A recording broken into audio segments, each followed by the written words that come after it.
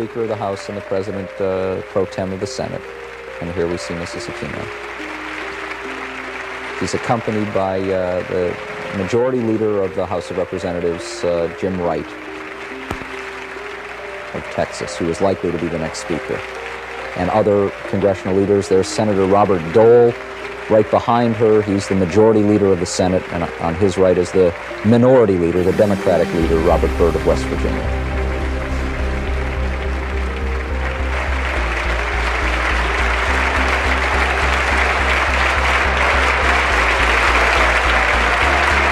And you can hear the sustained and very enthusiastic applause.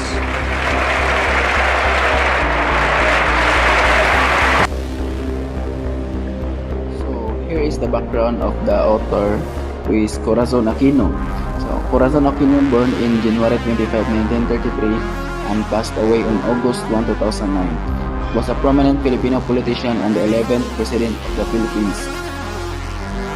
She is best known for leading the People Power Revolution in 1986, which ended the authoritarian rule of President Ferdinand Marcos and restored democracy in the country. So, Corazon Aquino is a former president of the Philippines. Here is another background, life and family of Corazon Aquino. Corazon Aquino was born on January 25, 1933 in Tarlac, Philippines, to a wealthy and influential family. She came from a politically active clan known as the Cuangco family. Family is already wealthy. Her education is pursued her education at private Catholic schools, including the College of Mount St. Vincent in New York City, where she earned a degree in Bachelor of Arts in French and Mathematics. Marriage to Benigno Aquino Jr. in 1954. A prominent Philippine senator and leading opposition figure during the dictatorship of President Ferdinand Marcos. They had 5 children together.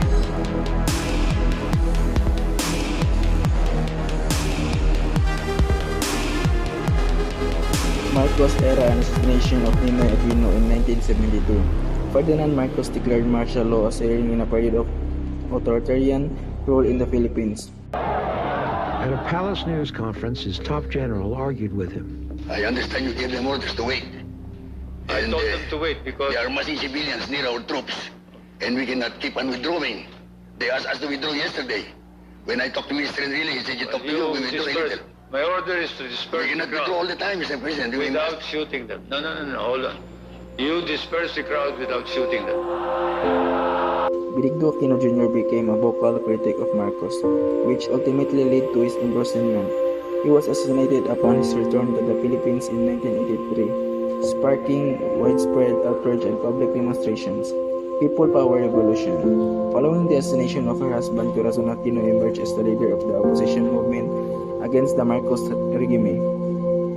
In 1986, she became the symbol and face of the People Power Revolution, a peaceful mass movement that led to the overthrow of Ferdinand Marcos and the restoration of democracy in the Philippines. Presidency. After the successful revolution, Aquino ran for presidency in 1986 and won, becoming the first female president of the Philippines and the 11th president overall. Her presidency marked a significant transition from the authoritarian rule of Marcos to a democratic government. Presidency and legacy. As president, Aquino faced numerous challenges including political instability, economic struggles, and coup attempts. She focused on restoring democratic institutions, promoting human rights, and initiating land reform programs. Aquino's presidency is widely regarded as an important period of democratic transition in the Philippines. Post-presidential life and advocacy. After leaving office in 1992, Aquino remained active in public life and continued to advocate for various causes, including democracy, women's rights, and peace. She received numerous international awards and recognition for her contributions to democracy and human rights. So she has a lot of awards for her contributions to democracy and human rights. Death and national mourning. Corazon Aquino passed away on August 1, 2009 after battling colon cancer. Her death triggered a nationwide a pouring of grief and a period of national mourning, highlighting the impact she had on the Filipino people. The symbol of the restoration of democracy and the overthrow of the said Marcos dictatorship. Revisiting Corazon Aquino speech before the U.S. Congress, Corazon Aquino delivered her speech on September 18, 1986. The speech had a great influence on the events that led to the U.S. House of Representatives voted 203 to 197 in favor of $200 million in emergency aid to her fledgling government. It marked the long struggle against the so-called dictator Ferdinand Marcos and paved the way of the restoration of democracy in the country. Aquinas called for an end to dictatorship and the restoration of freedom and justice. It inspired the Filipino people to fight the dictatorship at a time the country was in turmoil, the economic collapse, widespread corruption, and human rights violations. She also shared her husband's experience on how they lost him 3 times during those days. The first one was they detained Ninoy. The second time was when they put him on trial. And the last one was the death of Ninoy. It was the third and the last time that Cory and their children lost Ninoy. She also added that the death of his husband Ninoy was the way and the bridge of the Filipino unity in the struggle against the dictator during the EDSA people power. Benigno Aquino Jr., a senator from the opposing party, together with publishers, senator, and anybody else who had advocated for democracy, was members of were detained by the Manila Police Department at the Manila Garden Hotel in Ermita. The Metropolitan Command of the Philippines Canterbury is headed by God. And Gatan Romeo, one day after President Ferdinand Marcos made his arrest segment proclamation number 1081, imposing martial law throughout the Philippines law. His family had never previously lost him. This was their second attempt to find him. Ninoy was born on August 27, 1973. Fell back to Fort Bonifacio, where he charged before a military tribunal. Murder, unlawful firearm possession, and subversion. He was imprisoned in a camp nearly Airface in a camp for soldiers in the northern. They exposed him to nothing and threatened to have him put to the death at a random in the middle of the night. Ninoy persisted. Under a lot of it, manfully, the government refused to reveal whereabouts for 43 days what had transpired to his family. Aquino started his Mandarin week-long voyage on August 13, 1983, and it took him passing through Singapore, Hong Kong, and Taiwan on the way from Boston to Los Angeles. The government severed all diplomatic ties with Taiwan. After Marcos did, there was no obligation to help his administration achieve his objective of maintaining. Aquino isn't in Manila at the time. Manila as China Airlines Flight 811 was descending. Aquino cautioned the foreign journalist on August 21, 1983 at the international airport. He asked others who were with him to prepare their cameras. In a nutshell, in a 3 or 4 person. Minutes after the incident, he said with eerie foresight, "It may all be over." When the plane landed, Aquino had already been shot.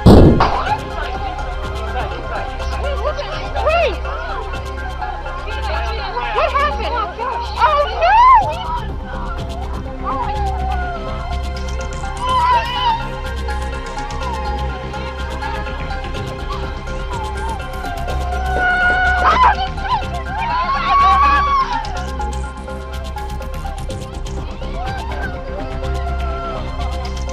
The soldiers are just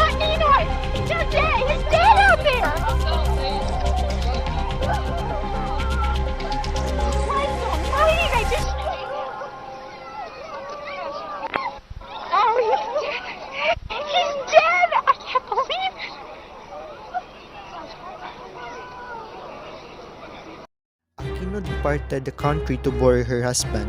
She insisted. Yet, we battled for honor. And if only for honor, we shall pay that the conflict they started did not go for nothing and was not pointless. The Filipino people fought back against the government well. Aquinospeech demonstrated her diplomatic skills and ability to build rapport with foreign leaders. Her eloquence and sincerity helped to strengthen bilateral relations between the Philippines and the United States and reassured the U.S. Congress of her governance commitment to democratic governance.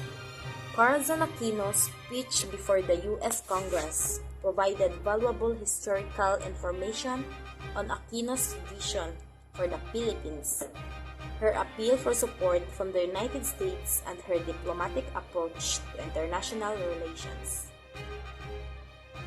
We cannot forget our history. Our ancestors fought for freedom and justice against a powerful dictator who sought to oppress us. We have to continue this battle in our own time. The economic policies of our country have long been controlled by government agencies that have done nothing but make themselves rich. We need to reclaim our economy and protect our future. In the past, our countrymen suffered under the dictator's hand.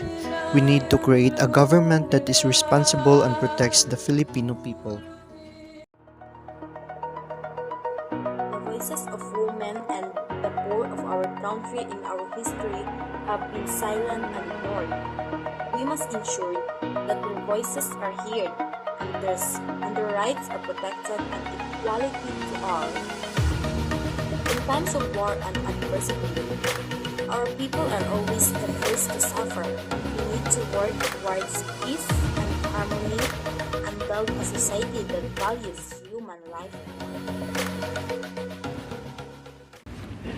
Today I have returned as the President of a free people.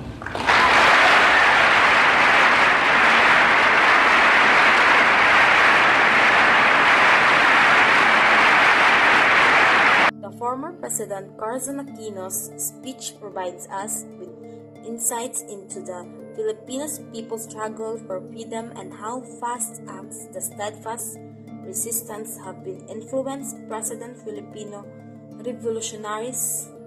Additionally, it clarifies what actually occurred when Ninoy Aquino was president, the challenges the Aquinos underwent to aid the Philippines in achieving freedom are detailed in the document. The debt committed by the previous administration preceding Cory Aquino was also noted in the text. This speech also demonstrated the transition from a dictatorship to a democratic system of government, down to its president's law, order, and regulations. The document also discussed Ninoy Aquino's murder and the threat of torture and imprisonment during the martial law. It demonstrated also the challenges Cory Aquino faced as soon as she assumed the office of president. Consider the issues of unemployment and poverty. Two elections that took place after Ninoy Aquino's passing were mentioned in the document. In the first place, his wife campaigned for office but lost. In the second, which was a brief election, she was chosen as president, ushering in the democracy across the land. Corazon Aquino's speech before the U.S. Congress is a significant contribution to understanding the narrative of the Philippines' history.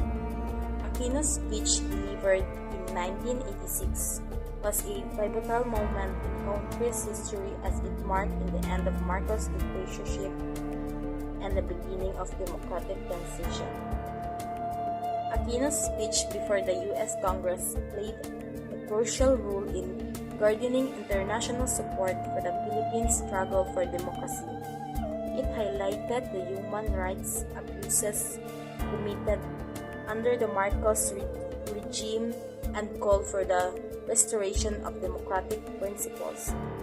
These documents provide insight into political, social, and economic challenges faced by the Philippines during that time and the effort made to address them. Aquino's speech reflects the larger narrative of the Filipino people's fight for freedom and self-determination. It showcased the resilience, courage, and determination of the Philippines population in their pursuit of democracy. Understanding this speech within the context of Philippine history helps to comprehend the broader struggle for political change and its impact on the country's trajectory. The speech is significant because it demonstrates the Philippines' commitment to democracy and human rights as well as its alignment with American values. In her speech, Aquino emphasized the significance of democracy, human rights, and the rule of law in the Philippines, and thanked the United States for supporting the revolution.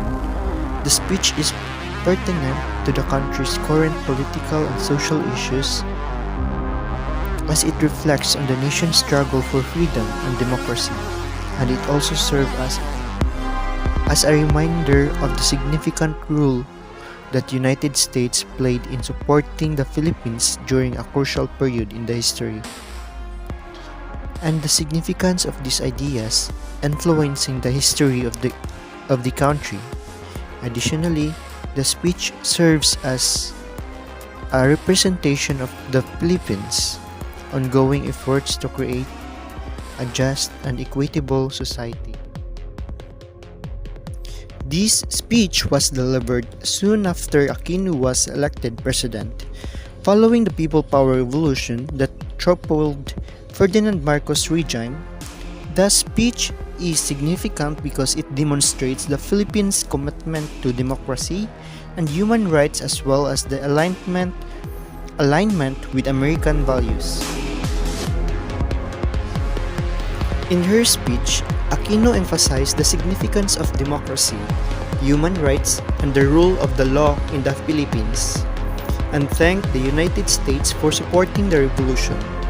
The speech is pertinent to the country's current political and social issues as it reflects the nation's struggle for freedom and democracy, and it also serves as a reminder of the significant role that the United States played in supporting the Philippines during the crucial period in its history. The significance of these ideals in influencing the history of the country. Additionally, the speech serves as representation of the Philippines' ongoing efforts to create a just and equitable society. In conclusion, President Corazon Aquino's speech to the U.S., understanding the great narrative Philippine history and the nation's ambition for democratic and just society, requires knowledge of the Congress resolution from September 18, 1986, which is a significant and pertinent text.